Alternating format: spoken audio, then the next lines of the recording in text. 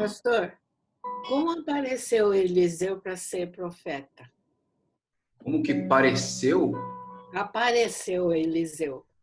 Porque do nada apareceu junto com Elias. Não tem referência anterior. Os juízes também não têm muita referência, né, tia? Era alguém do povo de Deus, alguém comum, que foi escolhido por Deus. Foi dessa maneira que escolheram Israel também. Né? Tem algumas personagens que a gente vê que não tem muito antecedente, né? Mas que foi Deus que escolheu, né? Não sei. Nem tudo. Claro que a Bíblia, a cultura semita, ela tem essa valorização dos antepassados, mas tudo teve um pioneiro, né? A pioneiria da obra.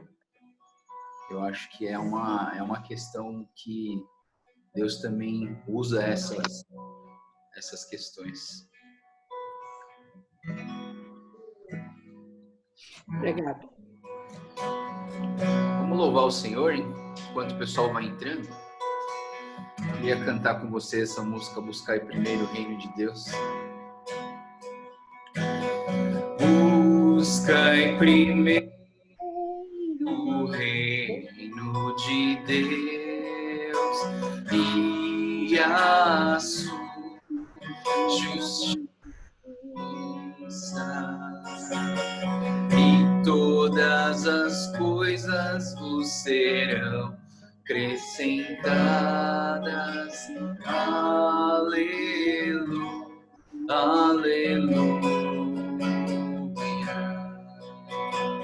Mais uma vez, buscai primeiro o reino de Deus e a sua justiça, e todas as coisas vos serão acrescentadas. Aleluia, aleluia, aleluia,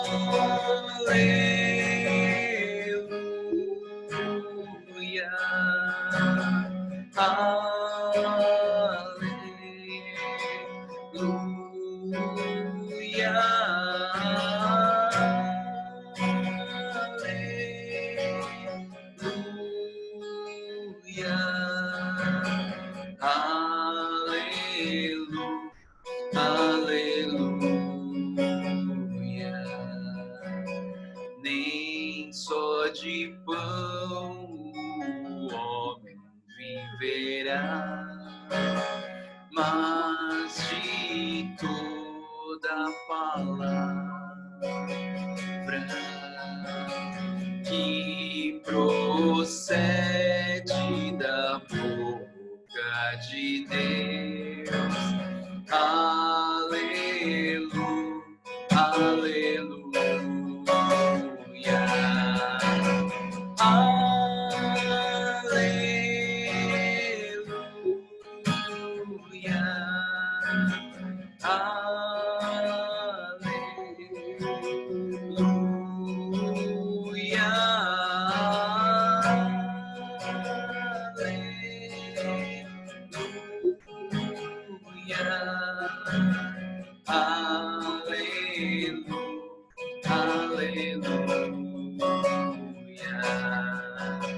Pedi, pedi e dar-se-vos-á. Buscai e achareis.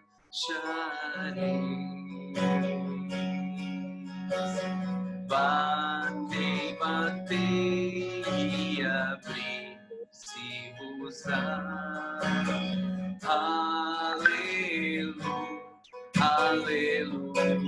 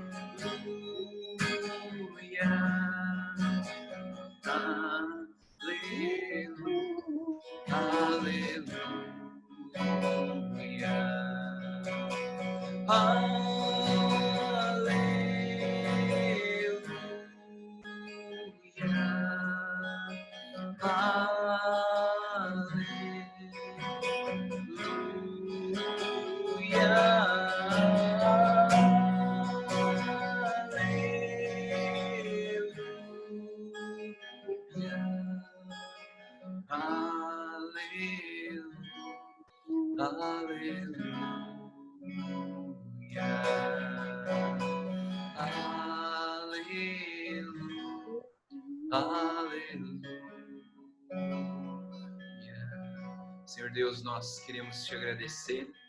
E como diz essa música, Pai, nós queremos te buscar em primeiro lugar nas nossas vidas. Queremos entender, Pai, que não só de pão viverá o homem, mas de toda a palavra do Senhor. Nós queremos nos alimentar, Deus, da Tua palavra. Nós queremos nos alimentar daquilo que procede do Teu coração, daquilo que procede da Tua boca. Ensina, Senhor, o nosso coração a Te buscar com fervor. Ensina, Deus, cada um de nós a desejar ardentemente a Tua presença, a Tua palavra, a Tua vontade nas nossas vidas. Deus, ensina-nos a Te buscar, a pedir, entendendo que o Senhor nos dá quando nós Te pedimos, Pai, e Te pedimos as coisas certas, as coisas que vêm do Teu coração. Por isso nós dizemos, aleluia, Senhor, toda a glória, toda a honra, todo louvor sejam dados a Ti, porque só o Senhor é merecedor de toda a nossa adoração. Te agradecemos, entregamos essa devocional nas Tuas mãos, em nome do Senhor Jesus. Amém.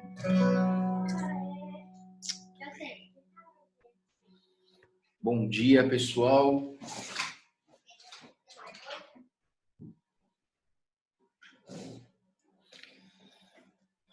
A gente vai começar então o estudo de hoje em 2 Reis, capítulo 5, versículo 5 e 6 e 7.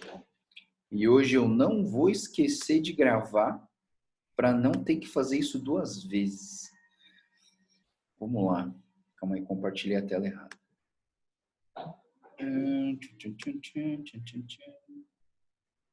Não, compartilhei a tela certa.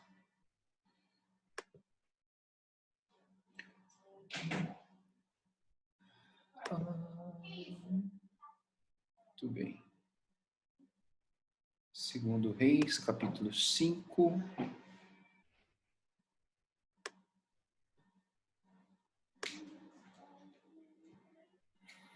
Vamos lá. Então, o texto nosso de hoje começa com a história do comandante do exército da Síria, chamado Naamã.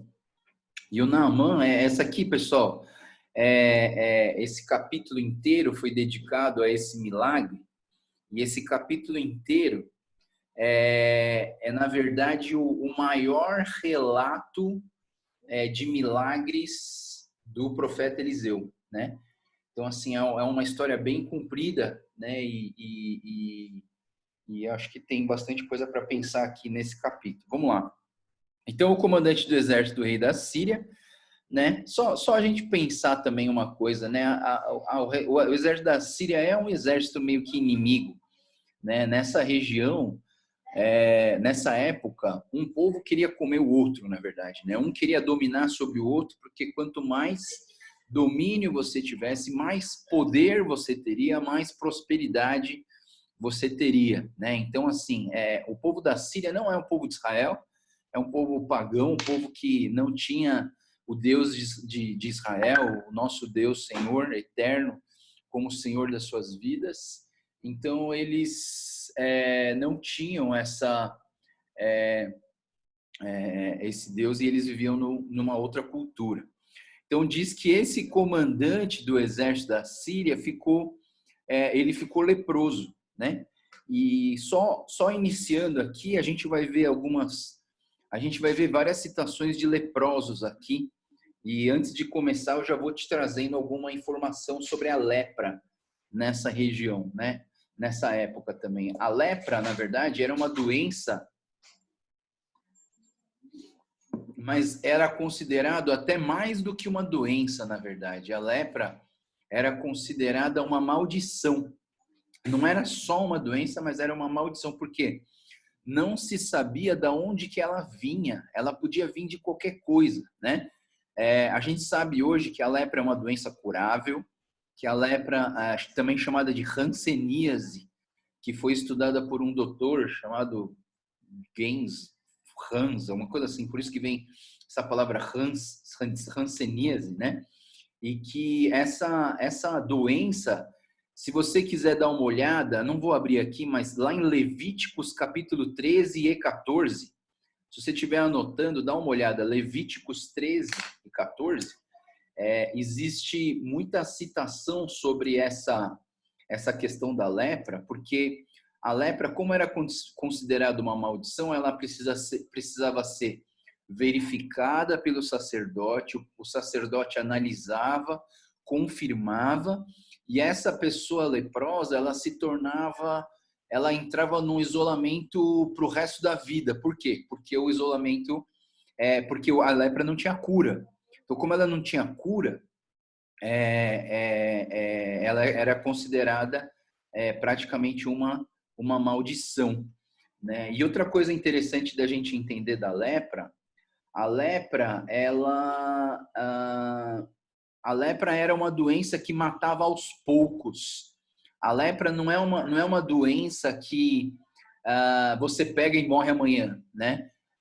A lepra era uma doença que começava na pele, e aí, assim, da pele, a pessoa, ela começava, a doença, a bactéria, ela começa a infectar de fora para dentro, e ela vai entrando dentro do seu corpo, então ela afeta principalmente as partes de cartilagem, por isso que a gente ouve falar que o nariz cai, que a orelha cai, né? E ela começa a atacar as juntas. E uma coisa terrível da lepra é que a lepra, ela afetava o sistema nervoso periférico. Ou seja, a pessoa com lepra, ela não sente dor, ela não sente nada, ela não sente sabor, ela não sente o tato. Então, os 5 sentidos não só os 5 sentidos, mas os periféricos, né? O tato, o olfato, a gustação, começava a perder. Por quê? Porque afetava a camada epidérmica do corpo e começava de fora para dentro entrar, e aí a pessoa perdia a sensibilidade, começa a perder a sensibilidade da vida. Você não sente mais o que é quente, o que é frio. Você põe a mão no fogo e o fogo não te queima, no sentido de que você não sente aquela ardência, né? E aquilo vai te consumindo de fora para dentro. E é muito interessante você fazer uma analogia da lepra com o pecado, né? O pecado, ele vem de fora. O pecado, muitas vezes, ele ataca você sem você perceber.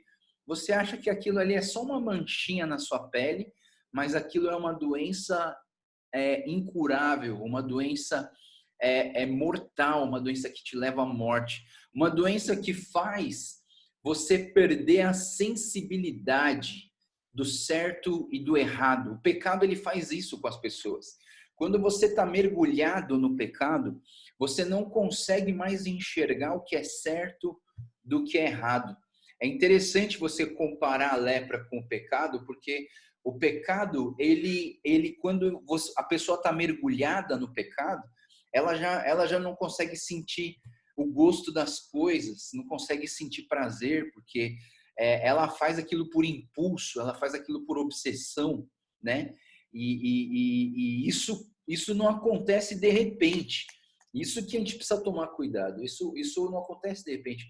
Isso ela vai gradativamente crescendo no corpo das pessoas. Eu fico pensando assim que a lepra é como uma bactéria inoculada no organismo de um indivíduo. Ou seja, todas as pessoas têm, alguma célula, alguma bactéria de hanseníase em você, de lepra, mas muitas vezes ela não se manifesta, mas o dia que ela manifestar, ela vai levar à morte. Então eu penso assim, claro, não estou falando que todo mundo tem células ou bacilos bacterianos de hanseníase, mas assim, fazendo essa analogia e essa comparação com o pecado que a gente pode trazer, tá? Vamos lá.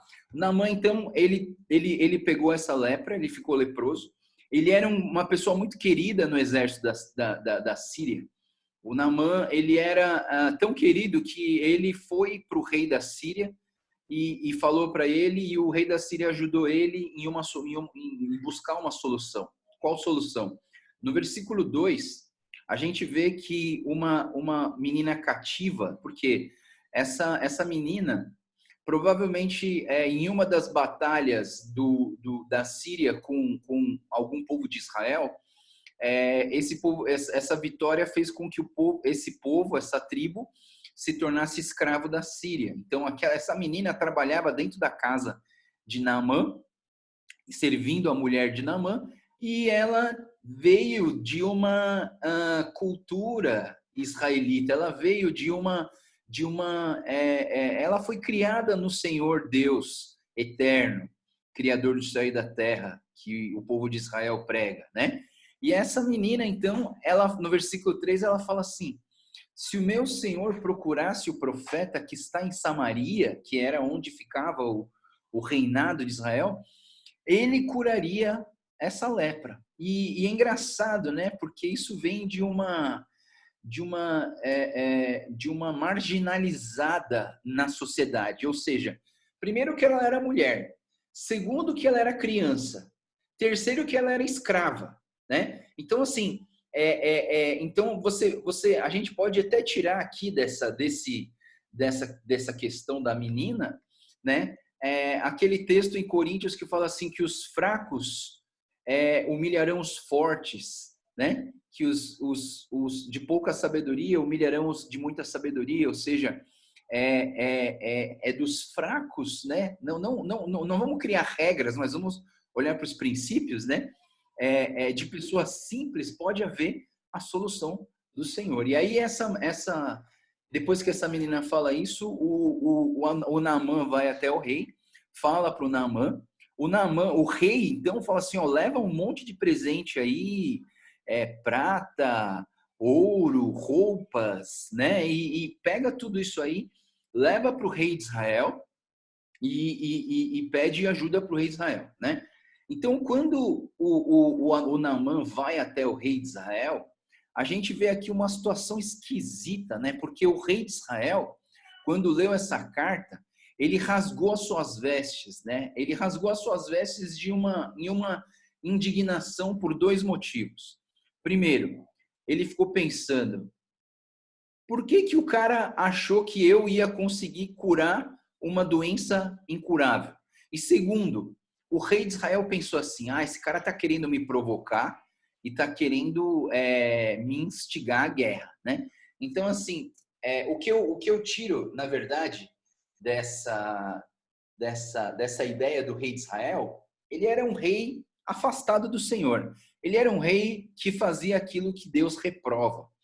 Então, ele nem sabia, o rei de Israel, nem sabia que existia um homem de Deus e que esse Deus poderoso poderia curar uma doença incurável. Você entende? Então, assim, esse rei de Israel está tão mergulhado no pecado, tão afastado de Deus, que ele não conseguia nem mais ver Deus ali em Israel, né? Então, versículo 8, o Eliseu fica sabendo disso aí.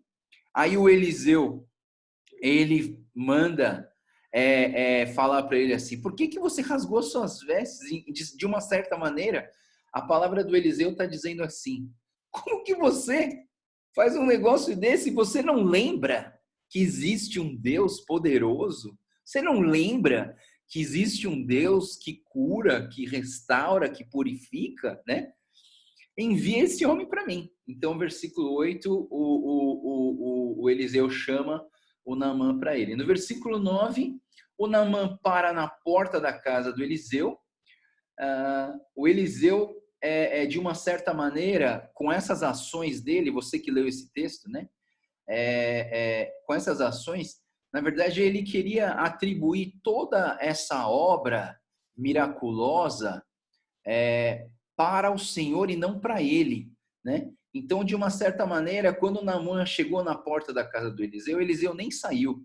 Eliseu mandou o Geazi, que é o seu servo, né? o seu aprendiz, e fala pro Naamã, né? O Geazi, então, ele fala aquilo que o Eliseu mandou dizer. Lave-se 7 vezes no rio Jordão, e a sua pele será restaurada e ficará purificado. Né? E eu quero trazer aqui uma reflexão em cima dessa frase. Né? Primeiro, já falei para vocês, em histórias dessas do Velho Testamento, tomem cuidado para não criar regras. Porque senão você vai começar a criar regra aqui. Então, assim, então se eu tenho uma doença grave, eu estou com câncer, então eu tenho que ir lá para Israel, entrar no Rio Jordão e mergulhar 7 vezes, e depois que eu mergulhar 7 vezes, Deus tem que me curar. Isso é criar regra. Não criem regras. Por favor, pessoal, não criem regras em cima de histórias como essa. Absorvam aqui nessas histórias os princípios. Já daqui a pouco a gente vai chegar lá nos princípios, tá? Mas uma coisa interessante que eu vejo nesse texto, né? Lave-se 7 vezes no Rio Jordão e sua pele ficará restaurada. E essa última frase que o Eliseu fala, eu acho que é a mais importante. Ele fala assim, e você ficará purificado. E você ficará purificado. Isso me traz à memória aquele texto onde Jesus Cristo está pregando dentro de uma casa, a casa está lotada, e tem um paralítico lá fora querendo entrar. E aí os amigos do paralítico levam ele para o teto e descem o paralítico na frente de Jesus. Qual foi a primeira frase que Jesus disse para o paralítico quando o paralítico desceu na frente dele? Jesus falou assim, levanta e anda? Não. Jesus falou assim, você está curado no poderoso nome de Deus? Não. Sabe o que Jesus falou? Os seus pecados estão perdoados. A gente precisa aprender uma coisa aqui nessa frase, né? Muito mais importante do que a gente ver milagre, muito mais importante do que a gente ser curado, muito mais importante do que a gente ter prosperidade nas nossas vidas. É a gente receber a purificação do nosso coração diante do nosso Deus. Né? Todos os dias nós somos bombardeados com tentações que nos levam a pecar. E nós precisamos buscar essa purificação. E a nossa igreja metodista livre, ela tem isso como doutrina, a doutrina da santificação, né? Que nós possamos tomar esse cuidado e olhar para isso, levar isso bastante a sério. Versículo 11.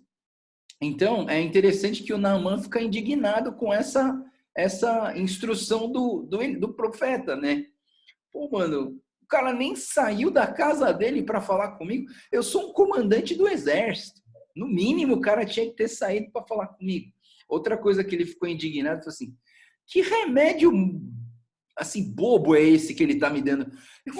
Eu tenho tantos rios limpos, maravilhosos, lindos, de águas cristalinas, onde eu moro. Por que ele vai me mandar entrar nesse rio sujo? Né? Eu lembro que quando eu fui para Israel, e eu fui lá no Rio Jordão, quando eu fui lá bem pertinho do Rio Jordão, eu falei, nossa, esse aqui é o Rio Jordão. Sabe qual foi a primeira coisa que eu vi? Um rato nadando no rio, né? O rio é marrom, o rio a água dela é turva, uma água barrenta, né? E aí eu penso assim, que o Naamã olhou para aquele rio e falou assim, pô, tanto rio bonito e você vai me fazer entrar nesse rio feio, né? E aí ele estava quase desistindo, indo embora, mas aí os servos, né, o versículo 13, os servos falaram para o comandante, meu pai, se o profeta lhe tivesse pedido uma coisa difícil, o senhor não faria? Quanto mais apenas lhe diz para que se lave e seja purificado, né? Então, assim, é interessante que quando eu olho para essa situação, eu vejo assim, quando Naamã ele olha para para essa instrução do profeta, ele fica indignado, ele acha assim, como que através de um negócio tão simples Deus pode resolver os meus problemas, ou me ajudar, ou abençoar a minha vida, né? E eu quero fazer uma analogia aqui, uma reflexão, que nas nossas vidas, muitas vezes a gente acha que coisas insignificantes não produzem benefícios grandiosos, né? Eu vou dizer para vocês que muitas vezes a gente faz isso com a igreja, né? A gente acha que a igreja não é tanto assim. A igreja não é tão solução assim. O que a igreja pode fazer de diferença na minha vida, né? Só ir lá. Poxa, domingo de manhã é um dia que eu guardo para descansar, para dormir. Para que eu vou na igreja, né? Então, assim, o que eu quero dizer com isso é que, assim, muitas vezes a gente olha para uma coisa que aparentemente nos parece insignificante, que é o nosso, sei lá, ir domingo de manhã na igreja, mas eu queria dizer para você que isso pode restaurar a sua vida, né? Pequenas ações que aparentemente não são tão assim, né? Grandiosas, mas que podem trazer grandes mudanças e bênçãos na sua vida. E olhando para esses servos do Naamã, que falaram para ele, vai lá, né? E eu acho que esses são os nossos amigos que nos convidam para ir para a igreja, sabe? Eu gosto muito de testemunhos assim. Por exemplo, a minha prima me chamava para vir na igreja há tanto tempo e eu nunca fui. Nunca dei muita bola, mas o dia que eu fui, Deus começou a abençoar tanto a minha vida. Ou seja, às vezes nós precisamos ser esses servos que falam com as pessoas, né? Que insistem para as pessoas. Vamos lá para a igreja. Deus vai te abençoar. Deus quer fazer algo na sua vida. As pessoas não vão acreditar, mas continuem a incentivar as pessoas a irem para a igreja, né? No versículo 14, então, o Naamã vai lá, mergulhou 7 vezes como o homem de Deus tinha falado e foi purificado, e a sua pele tornou-se como a de uma criança, né? Então, assim, essa ação, ela foi um milagre que aconteceu na vida do Naamã. Versículo 15, o Naamã vai para Eliseu e ele faz essa declaração: agora sei que há Deus em Israel. E ele fala assim, aceite esse presente que eu vou te dar, né? Então, esse versículo 15, ele é muito importante, irmãos e irmãs queridas. Essa confissão e essa declaração do Naamã, ela é uma declaração de conversão. Quando uma pessoa ela aceita Jesus no coração, quando ela recebe essa salvação do Senhor, né? Eu entendo que aquela palavra de Romanos 10, que fala assim, se confessares com a sua boca e creres no seu coração, será salvo. Se não me engano, é Romanos capítulo 10. Então, essa confissão ela é importante. Se você for ir para a história lá no Novo Testamento do Zaqueu, por exemplo, o Zaqueu era aquele coletor de impostos, né? Que subiu na árvore para ver Jesus, e Jesus falou, Zaqueu, eu quero ir lá na tua casa, né? E quando Jesus vai lá ter aquela comunhão com o Zaqueu faz uma declaração, né? E essa declaração, essa verbalização, ela é importante. Por isso que quando a gente está evangelizando alguém, quando a gente está falando de Jesus para alguém, e essa pessoa fala assim, você pergunta, você quer ter esse Jesus no seu coração? Você quer se arrepender dos seus pecados, entregar sua vida para Jesus? A pessoa fala, quero. Então, geralmente a gente fala assim, então eu vou fazer uma oração, você repete comigo. Por quê? Porque a pessoa precisa verbalizar a sua fé. A pessoa precisa verbalizar a sua fé. Então, é por isso que a gente fala, repete essa oração comigo, porque geralmente essas pessoas que acabam de se converter, elas não sabem fazer uma oração. Elas querem falar, mas elas não sabem o que falar. Por isso a gente orienta essa pessoa para que ela possa entregar sua vida para Jesus. Aí no versículo 15 também, o profeta, o Naamã resolve, ele fala assim, agora aceite um presente que o teu servo quer te dar. E aí o profeta fala assim, juro pelo nome do Senhor, versículo 16, juro pelo nome do Senhor a quem sirvo que nada aceitarei.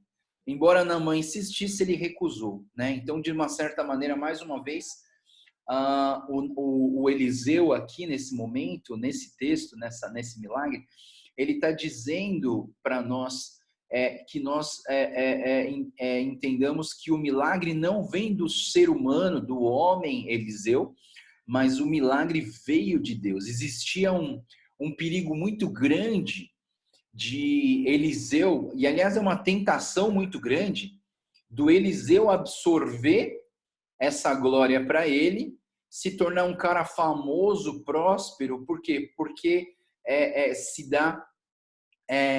atribui esse milagre à pessoa de Eliseu e não ao Deus de Eliseu. Então essas atitudes de Eliseu não sair de casa e mandar o seu servo falar com o comandante, essa atitude de Eliseu de não aceitar esses presentes e de recusar esses presentes legais, bons que o comandante Naamã queria dar, é uma forma de atribuir toda a glória a Deus e não a pessoa, né? Então isso é muito importante da gente fazer nas nossas... É claro que você precisa fazer o teu melhor. Existe aqui a ação de Deus através de nós, mas nós também precisamos fazer bem a nossa parte, né? Deixa eu contar uma historinha muito interessante que eu tenho um líder de louvor que eu gosto muito, chamado João Alexandre. E um dia eu estava numa apresentação no louvor com o João Alexandre e alguém chegou lá, né? Se eu não me engano, era um dos líderes da igreja, chegou para o João Alexandre e falou assim, ô João, parabéns, viu? O louvor de hoje foi maravilhoso. Aí o João Alexandre falou assim, que isso? Não fui eu, foi Deus. Aí o cara falou assim, não, foi você, porque se fosse Deus ia ser perfeito. Você fez e foi bom, foi maravilhoso, mas se fosse Deus ia ser perfeito, né? Então, o que eu entendi nessa frase é que assim, Deus, ele usa as nossas vidas como um canal do seu poder, da manifestação da sua graça, do seu amor. Mas nós precisamos ter ousadia, nós precisamos fazer que nem essa menina, né? Nós precisamos se dispor para ser usado pelo Senhor, né? Para que Deus possa fazer a obra dele através de nós, né? No versículo 17, a gente vê a confirmação da conversão verdadeira do Naamã, e eu acho que tem algo muito importante aqui para a gente pensar no versículo 17. O Naamã diz assim, já que você não aceita o presente, então me permita que eu leve 2 mulas carregadas de terra, pois o teu servo nunca mais fará holocausto e sacrifícios a nenhum outro Deus senão o Senhor. Ou seja, o Naamã está pedindo essas terras de onde ele foi curado, para ele construir um altar para esse Deus de Israel, esse Deus que curou ele. Ou seja, aqui vem uma conversão. A conversão seria essa entrega, essa declaração de que esse Deus será o meu único Deus, né? Então isso aqui é mais uma declaração de conversão, a confirmação da conversão do Naamã. Mas aí no versículo 18, muitos de vocês devem ter parado para pensar e deve ter gerado alguma dúvida, porque o Naamã diz o seguinte, mas que o Senhor me perdoe por uma única coisa. Então tem uma coisa que ele está pedindo perdão já antes de cometer. Quando o meu Senhor, o rei dele lá na Síria, vai adorar no templo de Rimon, Eu também tenho que me ajoelhar, pois ali ele se apoia o seu braço. Que o Senhor me perdoe o servo por isso. Ou seja, a gente vai ver daqui a pouco que o ajudante do rei da Síria, né? Ele vai falar que esse ajudante do rei da Síria, o encarregado do rei da Síria, o rei ficava com a mão em cima dele, para declarar que ele era uma pessoa importante dentro do reino do rei, né? E por isso, quando o rei se ajoelhava no templo desse deus Rimon, esse Naamã precisava ajoelhar perante esse deus Rimon junto, né? E aí eu vou trazer aqui uma ilustração e uma comparação para os nossos dias. Quando a gente vai no enterro por exemplo, da religião budista, e eles estão ali acendendo incenso, né? E aí a gente fica com aquela cara de e agora? O que eu faço? Né? Será que eu vou lá acender incenso? Eu não vou. Ou o caso de pessoas que estão ainda nesse processo de conversão, de entrega para o Senhor Jesus, e que ainda viveram todo o seu passado nessa cultura religiosa budista, shintoísta, de Butsudan, de oferendas aos ancestrais, de respeito aos ancestrais, de busca pelos ancestrais, é uma tradição familiar. E eu queria dizer para vocês, né, que eu, como pastor, eu não sou muito radical nessa área, porque eu penso assim, se uma pessoa que viveu na cultura budista chega na sua igreja e de um dia para o outro você fala assim, ó, tudo aquilo que você fez é do diabo, precisa quebrar, fazer uma fogueira e queimar, o que vai acontecer? Isso pode gerar, na verdade, esse legalismo pode gerar barreiras ao invés de laços entre as pessoas. E aí você vai criar uma barreira com todo mundo da cultura budista e eles vão, assim, cada vez ficar mais longe do evangelho por conta de atitudes como essa. Agora, se Deus der uma ordem direta e falar assim, não, Joel, vai lá e fala que precisa fazer isso. Bom, se Deus deu uma ordem direta, eu vou.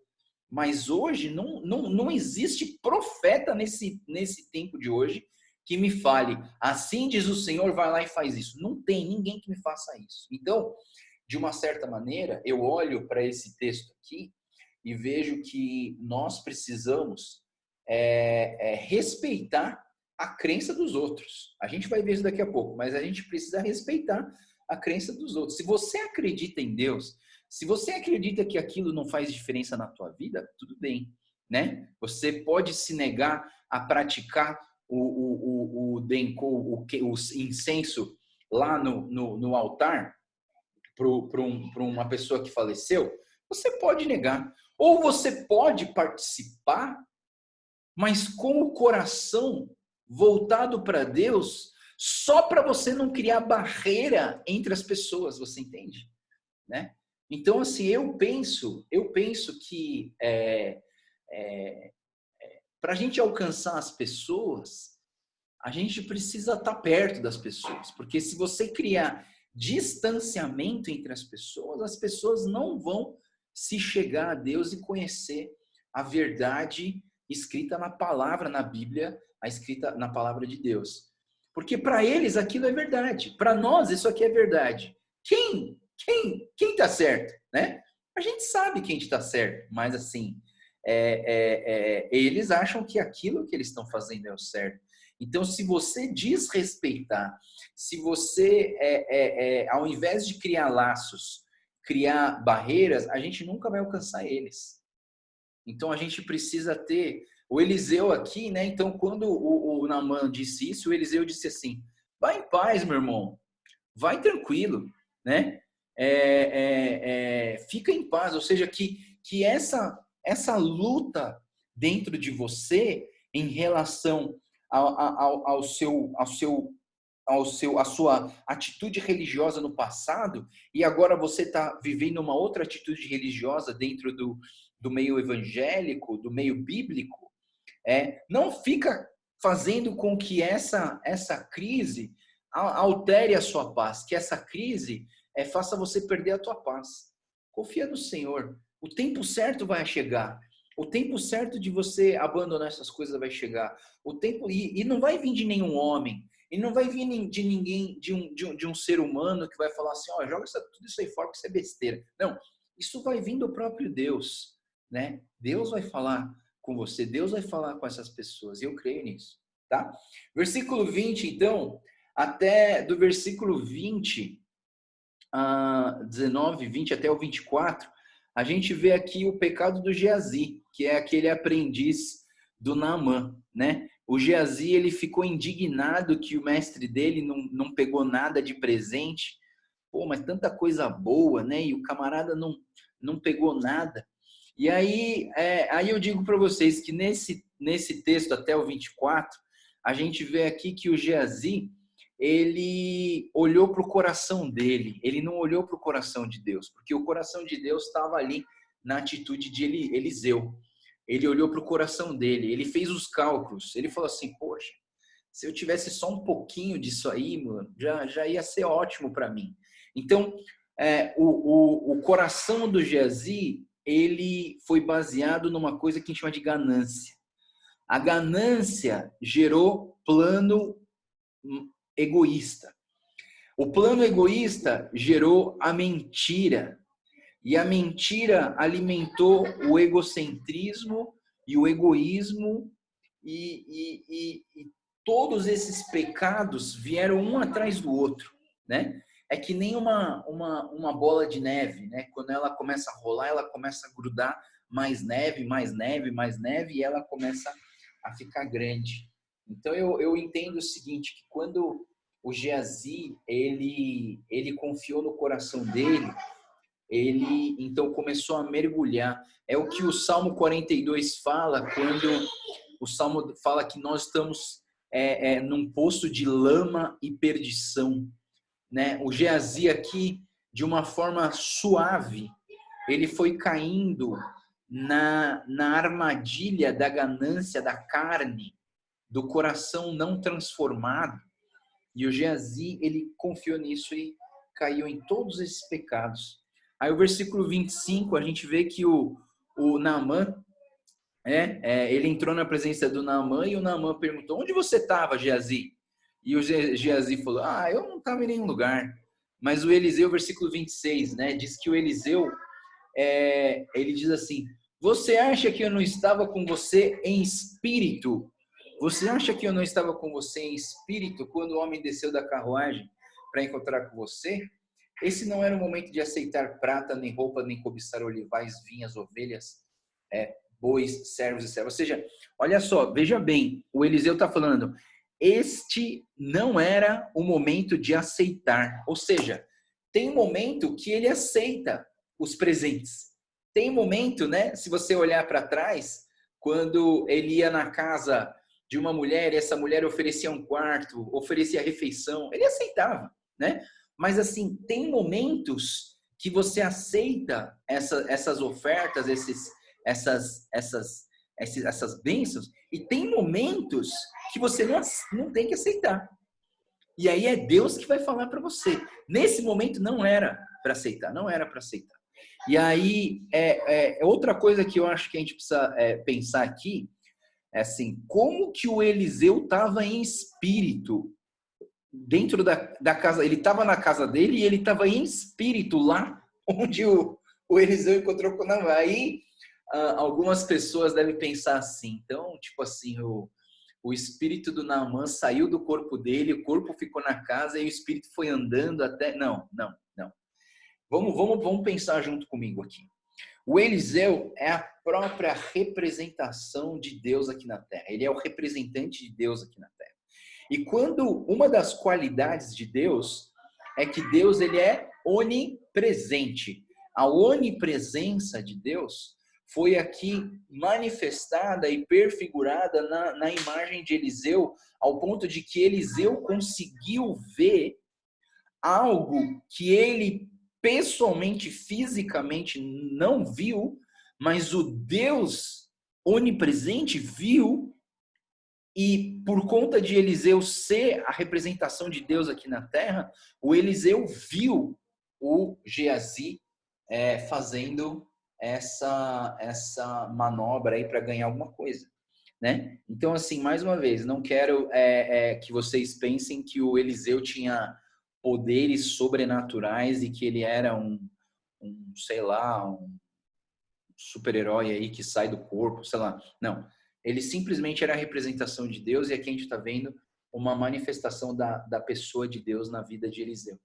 E aí o que aconteceu foi que o Naamã, versículo 27, termina dizendo que a própria maldição da lepra sobre a vida de Naamã caiu sobre a vida de Geazi, e diz assim que essa maldição cairá sobre você e os seus descendentes, né? E mais uma vez vem aquela história, né? Por que os descendentes têm culpa da maldição sobre a vida do Geazi, né? E eu vejo, mais uma vez, eu trago para vocês essa ideia de Deus comunitário. Deus, ele faz aliança com a comunidade, Deus faz aliança com a família, com a tribo, com o clã, né? E talvez por isso que quando na Páscoa a gente estuda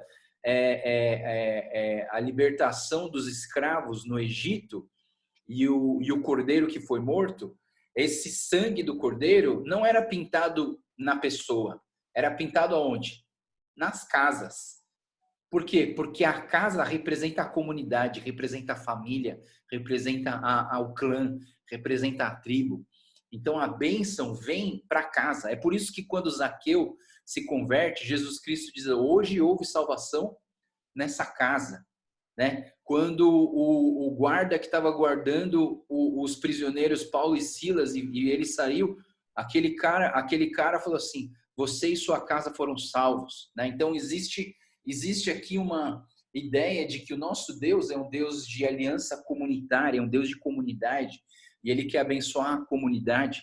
Talvez por isso que você precise pertencer a uma igreja, porque Deus, ele quer abençoar a comunidade. É por isso que você precisa orar para que Deus seja o Deus da sua casa, para que ele abençoe a sua casa e toda a sua família, né? Mas eu quero trazer uma outra reflexão olhando para esse capítulo, né?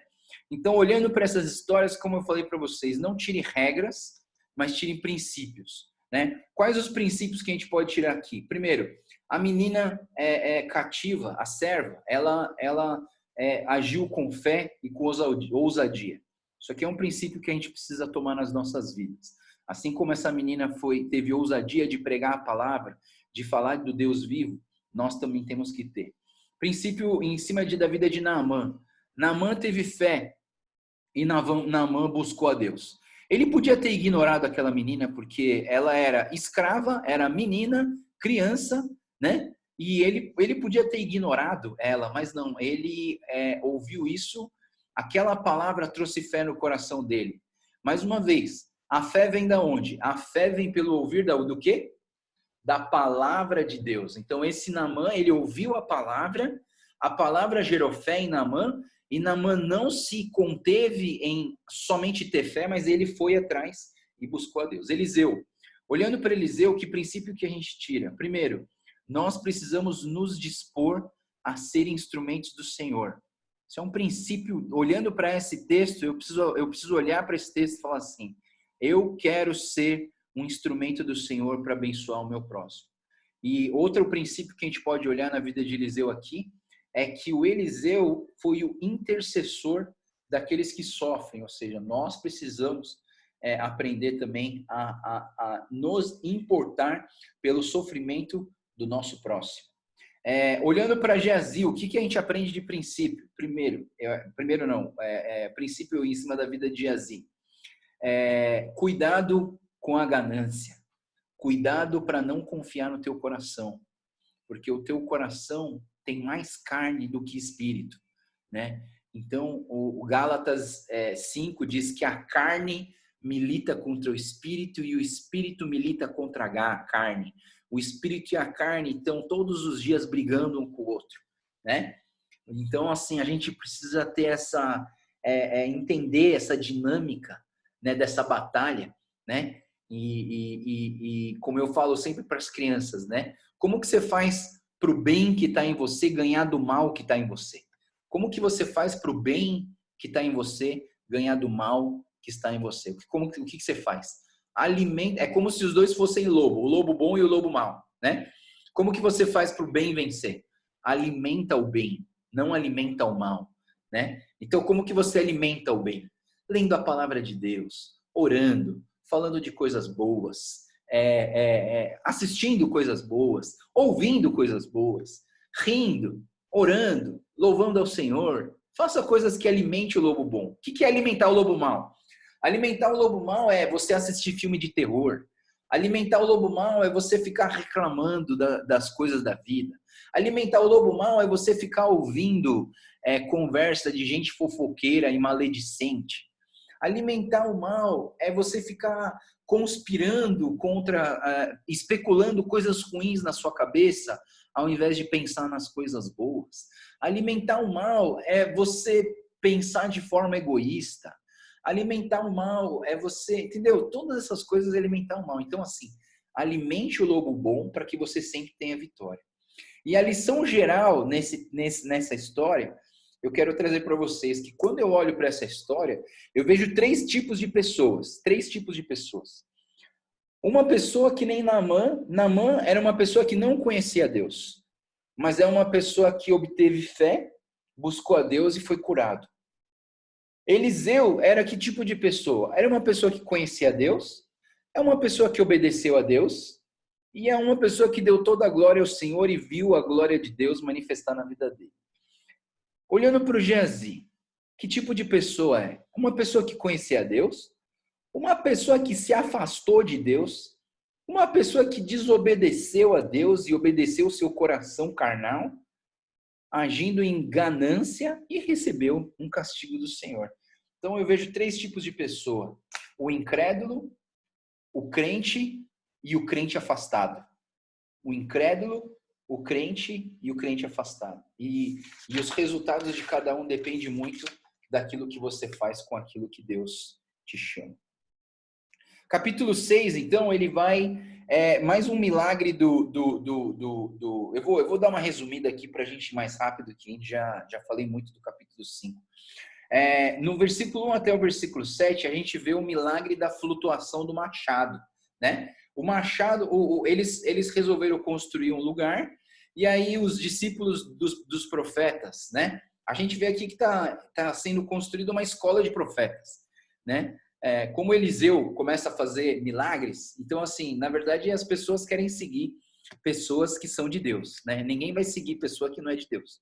Vamos seguir gente que é de Deus. E eles estavam seguindo que era de Deus e aprendendo muita coisa. Esses discípulos falaram, vamos juntar e vamos fazer uma casa, um lugar que a gente possa se reunir. E aí vamos pegar madeira e vamos fazer isso. E aí ele pega um machado emprestado. Esses caras não tinham dinheiro, então eles pegaram um machado emprestado e estavam ali ao lado do rio, cortando madeira para fazer essa casa. O que acontece? O ferro do machado cai no rio. E o rio é um rio sujo, é um rio profundo, é um rio que o cara provavelmente deve ter achado que ele tinha perdido essa... E como é um rio de correnteza também, né? Então, assim, de uma certa maneira, a chance de levar embora, sei lá, o ferro caiu no rio e geralmente ferro afunda, né? E ele foi lá para o fundo. Aí o discípulo, ele ficou desesperado, porque ele falou assim, era emprestado, ou seja, ele tinha uma dívida a ser paga, e essa dívida ele não ia conseguir pagar, porque ele não tinha dinheiro. Então, aquele machado foi embora. E para eles, uma peça dessa era importante nessa época, né? Era valiosíssimo, né? E aí, o que acontece é que o Eliseu, ele fala, ele pega um galho, né? O Eliseu fala, onde caiu? Ah, caiu ali. E o Eliseu pega um galho e joga no lugar onde caiu o ferro. E aí o ferro flutua, né? Às vezes a gente fica pensando, né, que coisa mais boba, né? Tipo assim, um milagre tão insignificante, o que isso pode trazer de reflexão para nós. Deixa eu trazer uma reflexão legal para a gente hoje, né? Quando o Eliseu, ele joga esse galho bem no lugar onde caiu o ferro, ele quer dizer assim, o galho flutua, o ferro afunda. O galho foi em direção ao ferro para mostrar para o ferro o que o galho faz, que o galho flutua. Então, assim, o galho foi mostrar, foi guiar o ferro para que o ferro viesse para o caminho certo. O que eu quero dizer com isso, né? Talvez essa questão da madeira, né? O galho era de madeira e essa madeira ajudou a tirar o ferro da água, ou seja, é um milagre de você pensar em algo que vai te afundar, que vai te levar para o fundo e algo que vai te trazer para a superfície, algo que vai te salvar. O que salva nisso, né? É o que vem da madeira, e a madeira é a cruz de Cristo. Eu faço essa reflexão nesse sentido de que o galho de madeira salvou o pedaço de ferro que naturalmente ele afunda. Naturalmente o homem com pecado ele vai para o inferno, mas o galho em direção ao que afunda fez flutuar, ou seja, houve um milagre de transformação.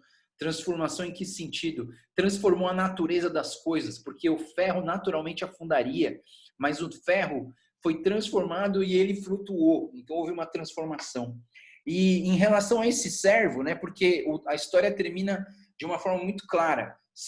O servo foi e pegou, né? O Elias falou assim, pegue-o.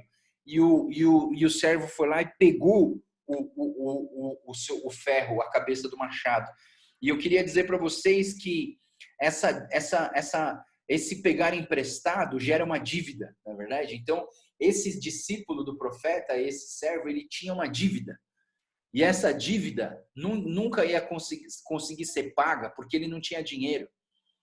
E mais uma vez, esse milagre da flutuação do ferro fez com que a dívida fosse cancelada. E aí eu quero que você guarde esse texto com você, que é um texto muito importante. Colossenses capítulo 2, versículo 13. Colossenses capítulo 2, versículo 13. Colossenses capítulo 2, versículo 13, ele vai dizer assim: quando vocês estavam mortos na incircuncisão da sua carne, Deus os vivificou juntamente com Cristo. Ele nos perdoou todas as transgressões. Versículo 14. Cancelou a escrita de dívida que consistia em ordenanças e que nos era contrária. Ele removeu-a pregando na cruz. E tendo despojado os poderes e as autoridades, fez deles um espetáculo público, triunfando sobre eles na cruz. Então, esse texto de Colossenses, para mim, ele traz uma reflexão em cima do milagre da flutuação do machado. Por quê? Porque esse servo, ele tinha pego emprestado algo que ele não podia pagar. Ele perdeu esse algo e ele criou uma dívida impagável por conta desse ferro. Só que veio uma intervenção divina do Senhor, porque o Deus vivificou juntamente com Cristo, ou seja, a obra de Cristo foi essa madeira jogada em direção àquela natureza que afunda, aquela natureza que afunda, e fez com que a natureza que afunda vivificasse de novo, ou seja, houve um perdão das nossas transgressões, e aquela dívida que o servo tinha foi cancelada, né? Toda essa dívida que ele tinha perante a lei, se você pede emprestado, você tem que devolver. Então, pela lei, ou seja, se você tem uma dívida, você tem que pagar. Como ele não ia conseguir pagar, então veio uma intervenção divina, e aí ele fala que ele removeu essa dívida pregando aonde? Na cruz. A cruz é feita do quê? De madeira. E despojando os poderes, esse espetáculo público, esse milagre, foi um milagre que trouxe um triunfo baseado aonde? Na cruz de madeira, na cruz do nosso Senhor Jesus Cristo. E é exatamente isso que ele faz com as nossas vidas. Ele cancela a dívida de pecado que nós tínhamos com o Senhor uma dívida de morte e Ele traz a gente para a vida, né? Isso me toca o coração. Eu creio que Deus ele é um Deus que interveio nas nossas vidas e deu a própria vida dele por nós. E essa intervenção divina do Senhor salvou. Foi a mão do Senhor que veio sobre nós e nos trouxe vida novamente.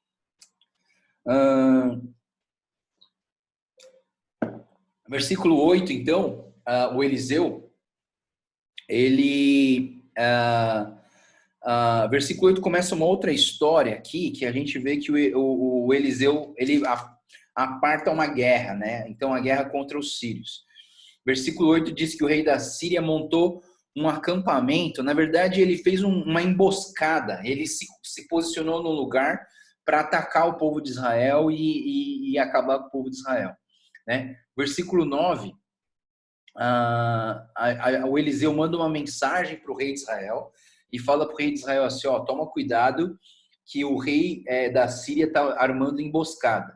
Versículo 10, o rei manda pessoas para investigar esse lugar e o Eliseu alertou ele várias vezes. Versículo 11, o rei da Síria, ele fica assim, o rei da Síria fica indignado, fala assim, os caras não estão caindo na minha armadilha, deve ter alguém informando eles de que isso é uma armadilha. E aí alguém falou, não, quem está informando eles é o Eliseu, porque o Eliseu tem um Deus poderoso que fala tudo para ele. E aí o rei da Síria falou assim, então vamos mandar prender, vamos pegar esse profeta e vamos prender ele. E aí no versículo 14 e 15, o rei da Síria manda uma tropa que cercaram o lugar onde estava o Eliseu. E os servos do Eliseu falaram assim, e agora, Senhor, o que faremos? E o versículo 15 é muito importante, pessoal, para a nossa batalha espiritual diária, né? O servo do Senhor levantou-se bem cedo pela manhã, quando saía, e viu que uma tropa de cavalos e carros de guerra, dos sírios, lógico, né? Estava cercando a cidade. Então ele exclamou, meu Senhor, o que faremos? Versículo 16. O profeta respondeu, não tenha medo, aqueles que estão conosco são mais numerosos do que eles, né? Ou numa versão antiga fala assim, maior é o que está em nós do que aquele que está no mundo. Fica calmo, né?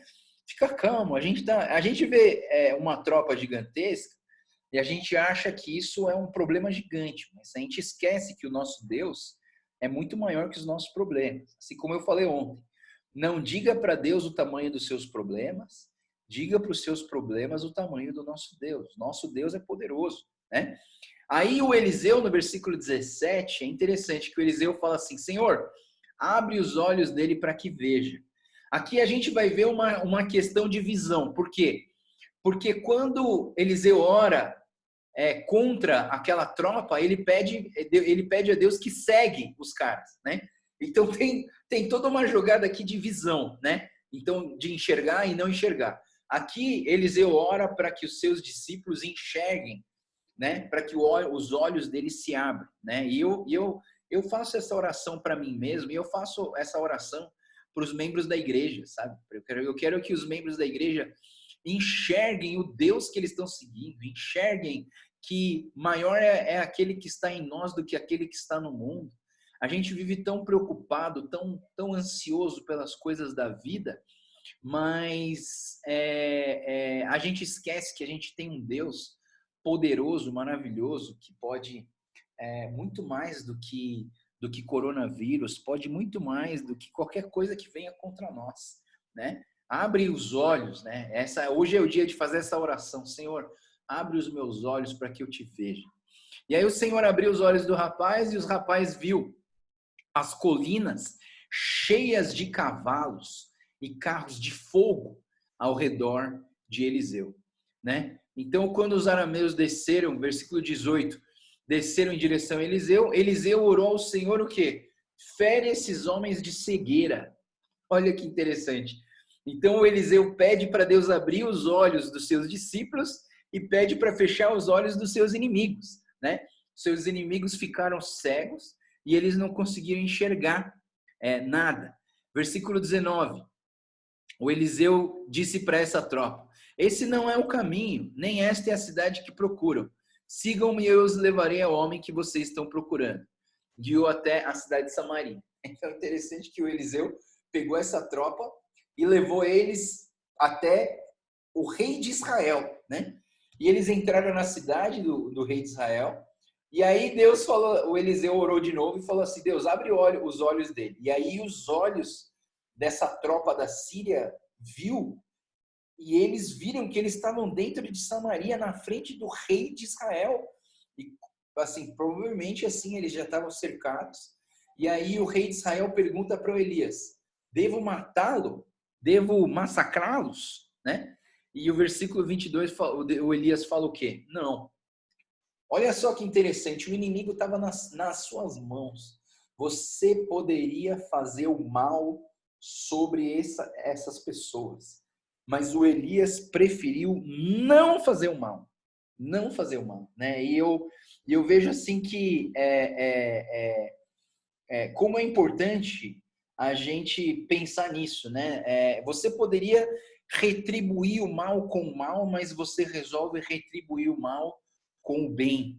E eu queria parar um pouquinho e abrir uns textos com vocês. Abre em Romanos capítulo 12. Em Romanos capítulo 12, versículo 18. Romanos capítulo 12, versículo 18. Diz assim. Começa no 17. Não retribuam a ninguém mal por mal. Procurem fazer o que é correto aos olhos de todos. Versículo 18. Façam todo o possível para viver em paz com todos. Verso 19. Nunca procurem vingar-se, mas deixem com Deus a ira, pois está escrito: minha é a vingança, eu retribuirei, diz o Senhor. Olha só que interessante como Romanos, ele traz essa ideia de, ao invés de você fazer o mal com o mal, você faz o mal com o bem. Existe aqui um esforço em manter a paz, um esforço em manter a coisa unida e não gerar guerras. Efésios, lê outro texto, pessoal. Efésios, capítulo 4, versículo 3. Eles dizem o quê? Façam todo esforço para conservar a unidade do Espírito pelo vínculo da paz. Né? Façam todo esforço. Então, nós, como crentes no Senhor Jesus, em Deus, nós precisamos nos esforçar em não gerar divisão, mas gerar união. E outro texto que eu quero trazer, Lucas capítulo 6, Lucas capítulo 6, versículo 35, ele vai dizer o seguinte: amém. Amem, porém, seus inimigos e façam-lhes o bem e emprestem a eles sem esperar receber nada de volta. Então a recompensa que terão será grande e vocês serão filhos do Altíssimo, porque Ele é bondoso para com os ingratos e maus. Né? Ele diz assim: então a recompensa que terão será grande e vocês serão filhos do Altíssimo. Não sei se você estava na pregação de domingo, mas eu falei assim: os pais refletem aquilo os filhos refletem aquilo que vem nos pais. E quando você faz algo bom dessa maneira, você reflete o Pai. O Pai quem? O Pai Deus Altíssimo, que Ele faz isso para as pessoas. Ele não retribui o mal com o mal, mas Ele retribui o mal com o bem. E quando a gente olha, então, essa atitude na vida do Eliseu para com o rei, a gente vê que essa atitude, versículo 19, 20, né? Os soldados, eles deram comida para ele, versículo 22 e 23. Ao invés de matá-los, eles deram comida e mandaram eles embora para casa. E o mais interessante é que essa atitude acalmou o coração do rei da Síria, e o rei da Síria deu uma parada. Ele falou assim: não vou mais atacar Israel. Então, assim, houve uma paz aí, uma trégua nessa guerra entre os dois lugares. E eu acho interessante a gente pensar e olhar para um texto desse e refletir a importância que existe em nós nos esforçarmos para manter a paz. Eu gosto de dizer isso, né? Procure, quando você tem pessoas diferentes de você, procura aquilo que te une e não aquilo que te separa, né? Eu sei que existem pessoas que gostam de brigar, pessoas que gostam de focar naquilo que separa. E aí essas pessoas, geralmente, elas estão sozinhas, porque elas focam, se você foca naquilo que separa, você acaba não tendo muitos amigos ao seu redor, né? Foque naquilo que une, foque naquilo que é denominador comum para os dois, que gera unidade entre as pessoas, né? Então, a partir do versículo 24, então, a gente vê um outro trecho aqui, já é um outro tempo, e aconteceu que o Ben-Hadad, rei da Síria, mobilizou o exército para cercar Samaria, né? Mais uma vez, os assírios querendo dominar Israel. E aí eles cercaram a cidade, o cerco foi longo e causou fome dentro da concentração dos israelitas na Samaria. E até tem essa história esquisita, né, que o rei estava inspecionando os muros da cidade e uma mulher pediu socorro e trouxe uma história bizarra, né? Duas mulheres fizeram um acordo: para a gente não morrer, hoje a gente come o meu filho e amanhã a gente come o teu. E aí quando uma comeu o filho, a outra escondeu o filho, né? Uma história bizarra. Versículo 30, quando o rei ouviu essas palavras, rasgou as suas próprias vestes, ele olhou a situação e falou: que absurdo, né? Que está acontecendo aqui. E aí, no versículo 31, ele fala assim: Deus me castigue com todo rigor se a cabeça do Eliseu continuar sobre os seus ombros. Ou seja, o que o rei fez nesse momento? Ele atribuiu essa situação horrível da cidade ao profeta, né? Ele falou: isso aqui é tudo problema desse profeta. É por causa dele que deu tudo isso. E pior, né? Depois, ele ainda culpa Deus, né? Mas o versículo 32 diz que o Eliseu estava sentado na sua casa, reunido com as autoridades. O rei mandou um mensageiro, né? E aquele assassino cortar a cabeça dele. Quando o mensageiro chegar, feche as portas e mantenha trancado.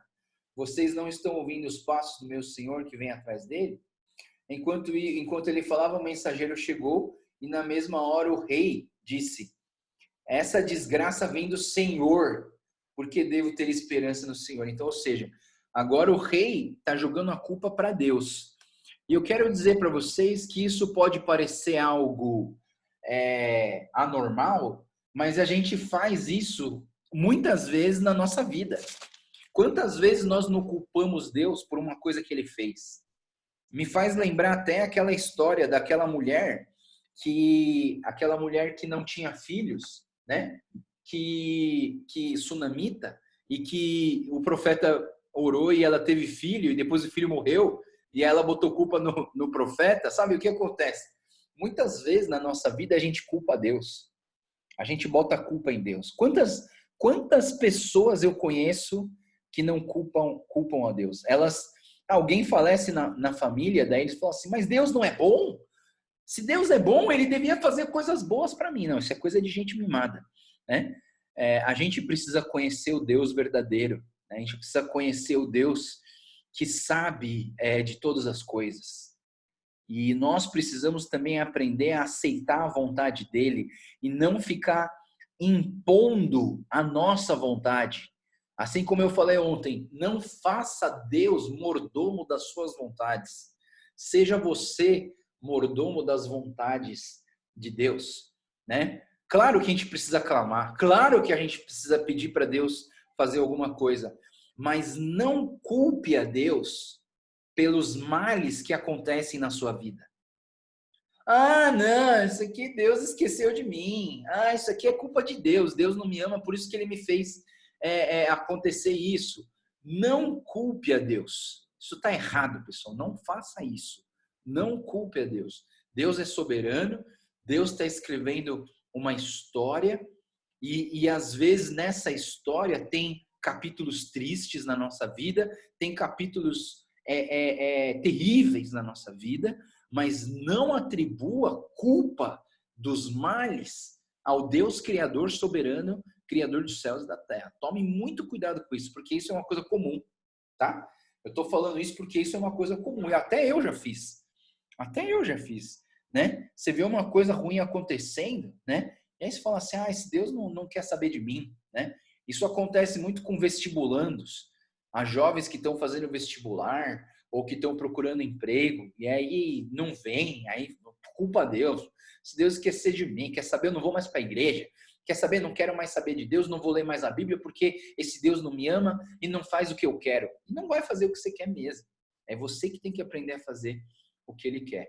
O capítulo 7, então, continua essa história. E aí o Eliseu, diante dessa fome, o Eliseu, ele diz assim, ele proclama a palavra do Senhor dizendo, a fome acabou, amanhã vocês vão comer em abundância e amanhã o preço das coisas vai cair e vai dar tudo certo, né? Deus ouça essa promessa do Eliseu para os nossos dias de hoje, para que a gente saia da nossa casa, para que a economia volte ao normal, para que a gente traga prosperidade. Mas assim, mais uma vez, pessoal, não criemos regras em cima dessas histórias, tá?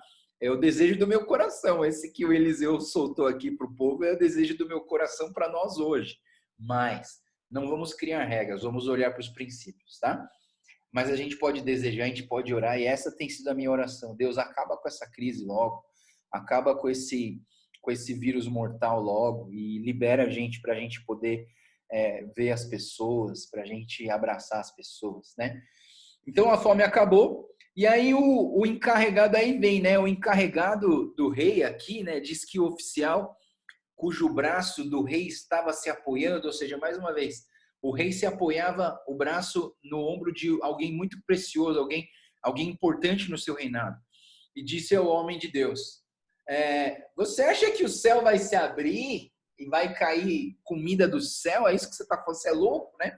Então, de uma certa maneira, esse homem debochou do poder de Deus. E mais uma vez eu volto a falar isso para vocês.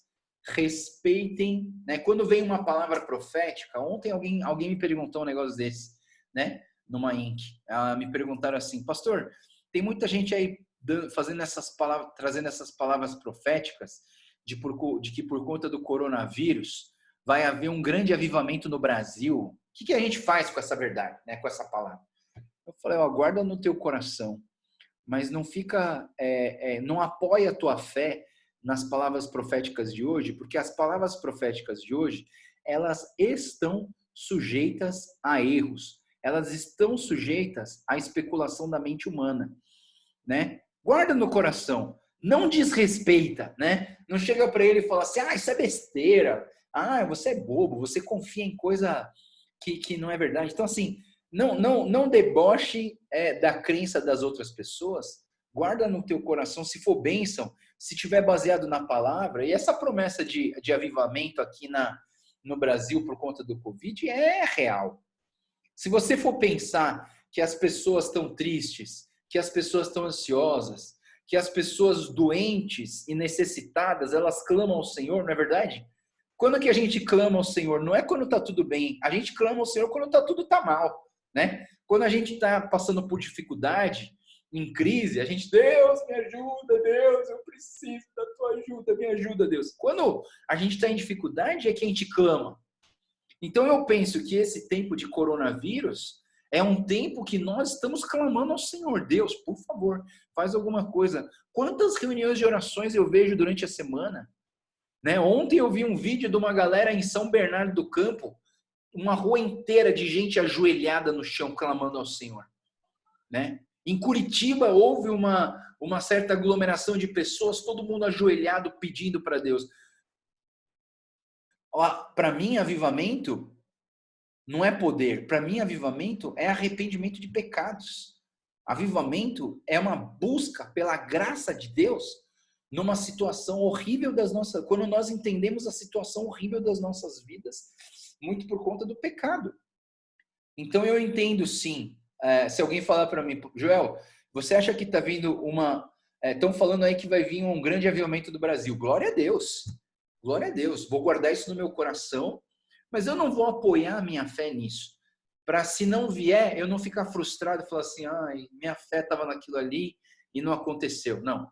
Então, assim, creia no Senhor, né? Aqui está vindo, vamos voltar para o capítulo 7 para terminar.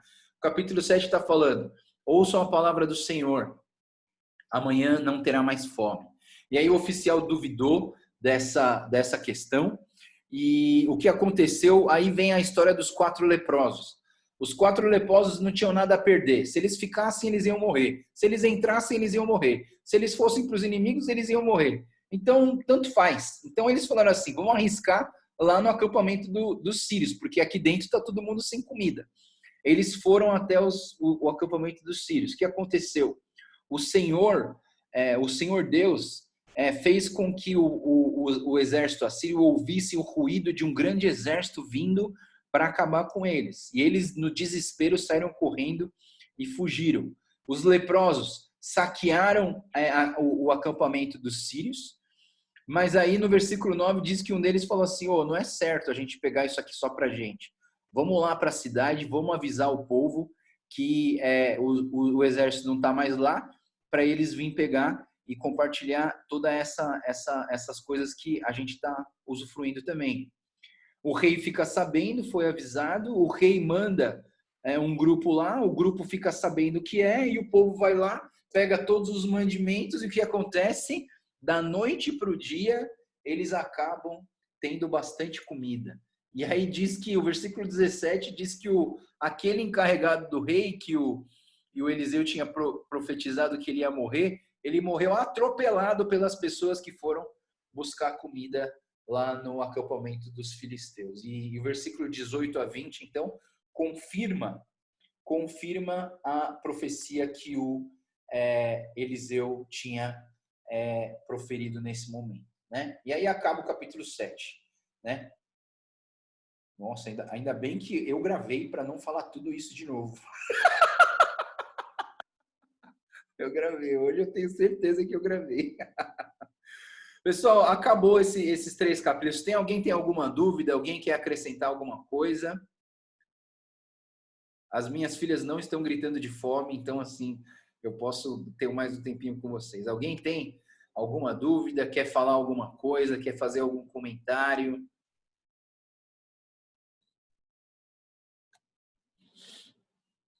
Não?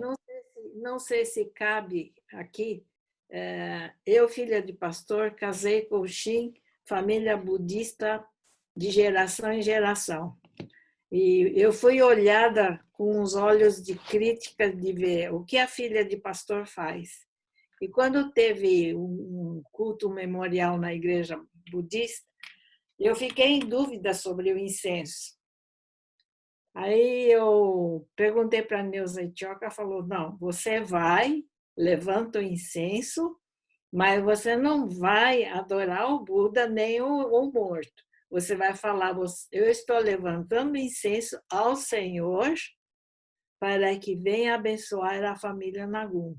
Com essa atitude, eu cativei a amizade com o pai do Shin. E depois de passar de um tempo, quando nós íamos lá visitar a família, o meu sogro falava, ai, Keiko-san, faz oração para o almoço. Ai, Keiko-san, faz oração para a janta. Então, mudou a atitude de olhar crítico de um protestante dentro de uma família budista. Ele não aceitou a Jesus, mas ele, pelo menos, estava simpatizante com as coisas que a gente fazia. Então, eu acho que essa atitude de ser simpático com outras religiões é muito importante. Exato, né, tia? Eu acho que a tia fez certo e me admira ouvir que isso foi uma direção da Neuza Itioca. Meu Deus. Mas assim, eu entendo o seguinte, tia, eu também penso assim, e eu sou muito a favor disso. Eu respeito todas as religiões e eu acho isso importantíssimo. eu quero até aprender, né? Sobre isso. Outro dia, a Sueli do Yasushi está aqui. Eu fui com o Yasushi assistir uma palestra de culto aos ancestrais lá no Kaikan de Okinawa, e a gente passou 3 horas ouvindo um monte de coisa, e eu acho que assim, a gente precisa, né? Se a gente vier com um pedaço de pau para bater no erro das pessoas, a gente só vai criar adversidade e distanciamento, né? Eu acho que a gente precisa aprender a olhar para as coisas boas, né? E tentar conectar com aquilo que é bom, né? Um exemplo, se você quiser um exemplo, em Atos capítulo 17, o Paulo, ele chega no meio de um lugar onde está cheio de ídolos, está cheio de altares de ídolos. E aí, ao invés do Paulo chegar lá e falar assim, isso aqui está tudo errado, isso aqui vocês vão tudo para o inferno, isso aqui é tudo do diabo. Não, o que o Paulo falou? Ele falou assim, puxa, atenienses, vejo que vocês são extremamente religiosos. Você vê? Ele buscou uma coisa boa no meio de tanta coisa ruim, elogiou eles. E aí, no meio daqueles altares, tinha um altar que não tinha nenhum Deus. E estava escrito assim, ao Deus desconhecido. E aí, o Paulo usou essa oportunidade, é um gancho que se dá. E aí, Paulo usa esse gancho e fala assim, olha, esse Deus desconhecido é o meu Deus. E aí, ele começa a falar do Deus de Israel. Então, assim, mesmo aqui na INC das clássicas, teve uma situação onde um membro lá da INC falou assim, que eu fui lá pedir uma bênção em Aparecida, que eu vou no centro espírita, não sei o quê, né?